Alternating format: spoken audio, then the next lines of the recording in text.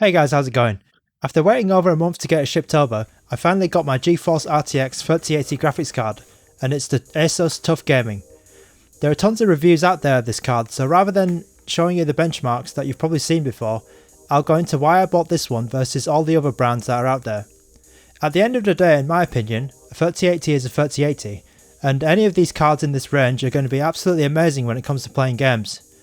When you're shopping for a card, you might have your own personal preferences, like if you're matching for a specific colour to fit your build, or maybe you need a shorter card for a smaller case.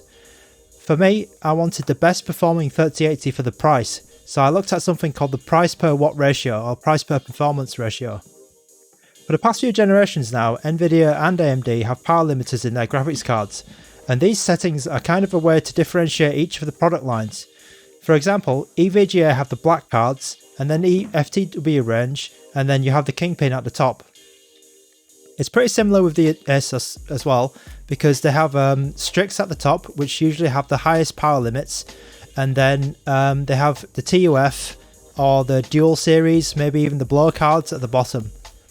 So the Strix with the higher power limit can pull more power from the power supply, and as a result of this, it can perform better. This is before any overclocking or tuning is involved. I think Gigabyte as well, they're pretty clear in labelling their extreme cards, but brands like Zotac and MSI have pretty confusing product lines, and I'm not sure which is the best card for those ranges. So someone over at overclock.net listed all of the cards together and worked out the price per watt. In other words, they worked out the cheapest card which is going to get you the highest power limit. I'll leave a link in the description for this table, and the best value cards to look out for, it looks like it's the EVGA FTW3, the Asus TUF and the Asus Strix. Obviously, if you don't have much choice in your region, go for another brand or whatever you can find out there, but according to MSRP prices, these three cards have the best price to performance ratio.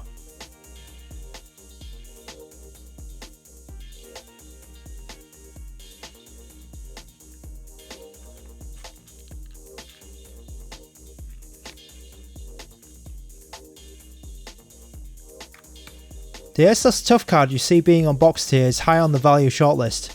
There are two versions of this card, the factory overclocked one and the normal one.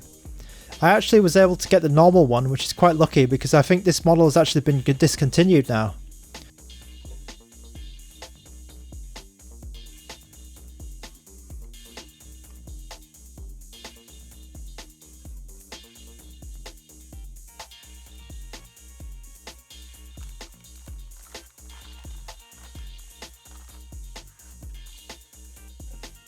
There's nothing much special in the box, it's just a card and some papers. A nice touch is the collectible trading card, but I think it's a bit pointless. At least they didn't waste too much money on any useless accessories or marketing material that you really don't use when you buy a graphics card.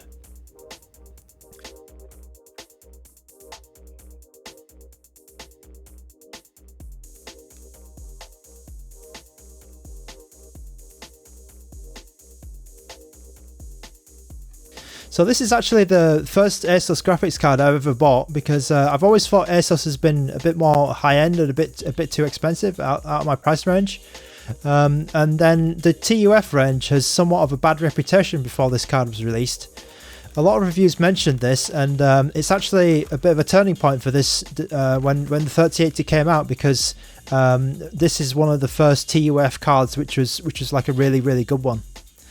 I definitely feel like Asus has really upped the quality of this one, because the backplate and the cooler feel really solid, and it's all metal, and it's much better than any other flagship that I've used in the past. Definitely the metal backplate is especially a really quality touch. I'm not so much a fan of the racing tyres pattern on the back, and I don't really like the TUF RGB logo, but I can live with it, it's okay. For functionality, the card's quite a normal 3080. It's got all the normal features, like the triple fan and the 2.5 slot, 2.7 slot. It's quite a big boy, and it's got dual 8 pins. But the standout feature is definitely the dual BIOS switch, where you can switch between a performance or quiet setting. I'll leave mine on the quiet setting, and it's performing great at the moment. It's a little bit louder than the previous cards I've had, like my 2080 Ti, but I think this is because the 3080 is, in general, it's a quite hot chip, and especially the GDDR6X memory that they're using, it gets quite hot.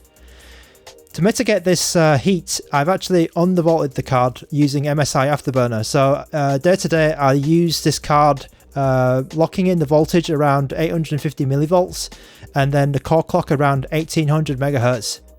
If you do this, the card becomes basically silent at the cost of a little bit of performance. You don't really lose too much FPS, maybe like 1 or 2% at most, but I think it's really worth it because basically the fans don't need to spin up to the higher speeds at all now. And if I'm playing Call of Duty Warzone or Black Ops, the fans rarely spin up at all. To summarise, I'm really happy with going with Asus for this generation for the 3080. I usually go for the cheapest flagship card that I can find, but in this this time round, it actually happened to be the Asus TUF to be the cheapest card, and it's a really fantastic card. So good luck to everyone in your hunt for a 3080 or RTX card, and I'll see you guys in the next video.